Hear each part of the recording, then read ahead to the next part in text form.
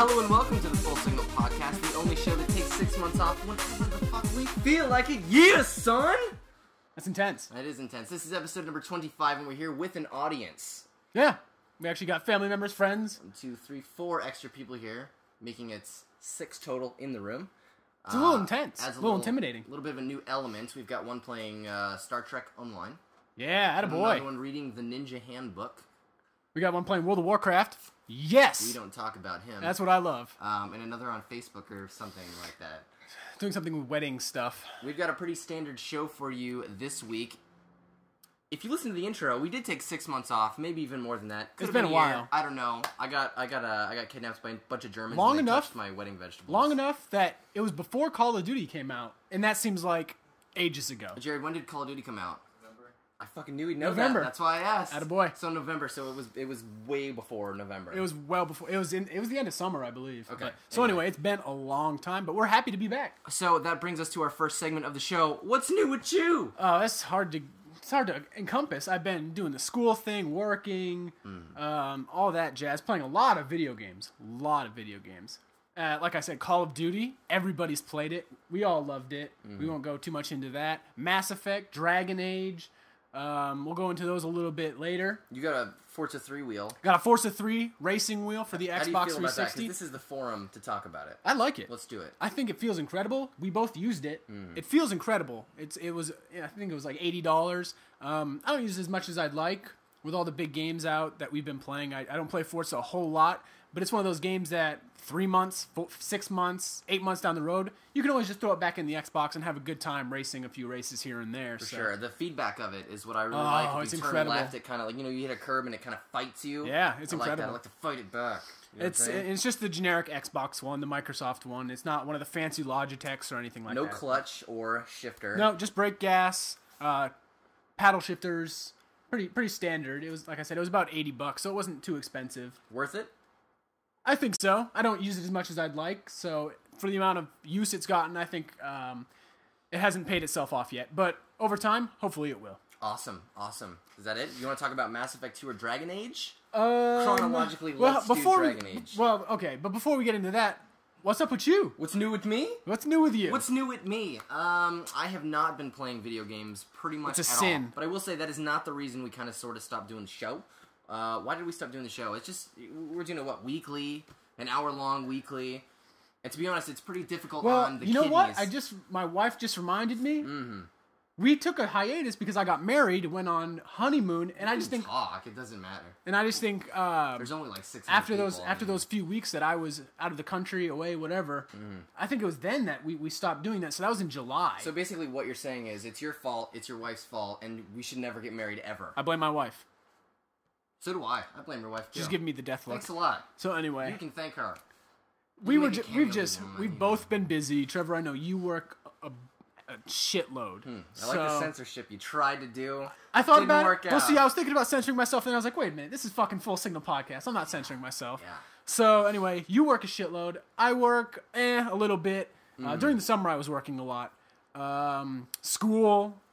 And then I play a lot of video games. So anyway, just between our two schedules, I work nights, you work mornings. It's hard for the two of us to get together. Right. Not to mention we consume alcoholic beverages when we do the show. So and in mass. In mass. So we've been drinking wine. What wine have we been drinking? Because I'm going to reference it later. Tonight we've been drinking a Portuguese wine. Coroa de Ouro. Oh, great. We picked a fucking great one to advertise. I know, right? Reserve from 2004. It's red. It's red. I don't know what happened. Yeah. Vinto Tinto, it says. Great.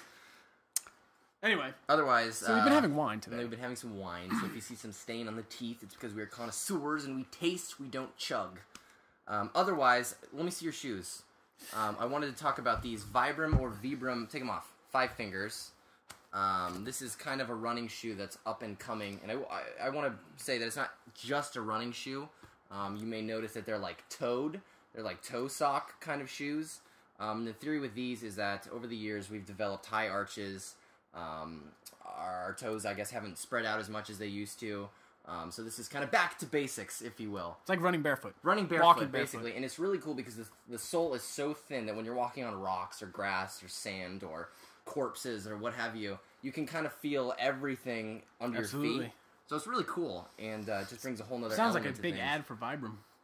It really is. Vibram, Vibram, however you want to say it. Whatever. I've heard it said many different ways over the web. But if you're running, typically you do what's called a shod strike, which is, you heal first, and then you lay down the forefoot and then kick off this way. With these shoes, it kind of forces you to run naturally, because if you do a shod strike while barefoot and you hit your heel, it's very painful. So you kind of run with like the what do you call this part? The ball of your foot, and then you kind of roll it. So you're kind of doing this motion instead of just like this. And I really hurt myself. You got to take it slow. You got to kind of build your feet up, build calluses, build muscles in your feet that you've been excluding while you've been wearing shoes. So take it slow, walk before you run. Just for the record, I don't run. I just wear them around. I've replaced my regular, skate shoes with them. So I just wear them. You don't skate either, so it doesn't make any sense. I don't skate either, but skate shoes are comfortable. They're big, they're puffy, comfortable. You should get loafers. Loafers? Nah, I'm not gay. Okay. Otherwise, you want to talk about Mass Effect 2 briefly? Mass Effect 2. That's probably the best game I've played in the last year. Care to tell me why? Oh man, where do I start? Where do you start? You can start at Storyline. the beginning. Storyline A+. The importing from the original one. So you have the decisions you made in the first game carry over, have an effect on the second one. I had a maxed out character. What was the level? Level 60, I believe, was the cap on the first game. Jared, can you confirm? Jared, what was the Mass Effect 1's level cap? 60? 60. All right, confirmed. So I import my character. I love that. The decisions I made in the first one carry over, things with the council, stuff like that. So from the very get-go, it feels personal. You take your character that you helped mold and create from the first one, and you carry it on. So it's a continuation. The characters are memorable. Let me jump in for just a moment here. Fine. So we talked about how rolling in from the first one to the second one carries characters over, decisions that you made. Yeah. I'm going to disagree with you a lot. This is, I think, where it starts. In the first one, you do some major decision-making, like killing characters or wiping out a species, with the genophage and stuff. In the second one, they pretty much just reference it in conversation, and that's it.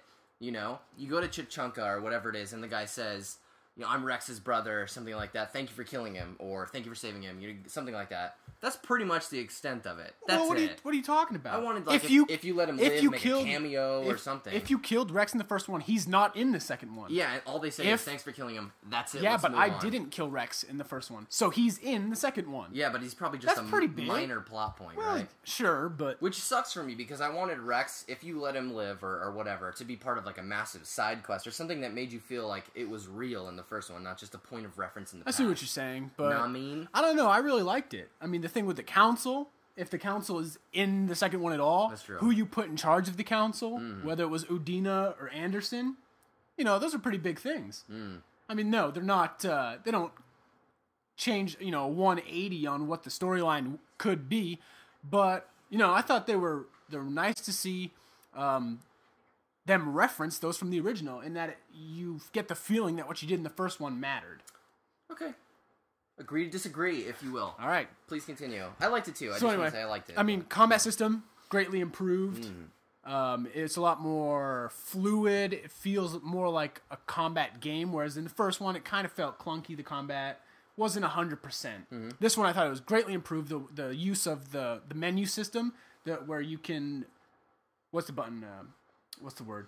Hotkey, where you can use your D-pad, where just a click of the left D-pad would do a certain skill that you pre-assigned it to, right does another thing, and at the same time on the same D-pad you can tell your colleagues or your whatever where to go.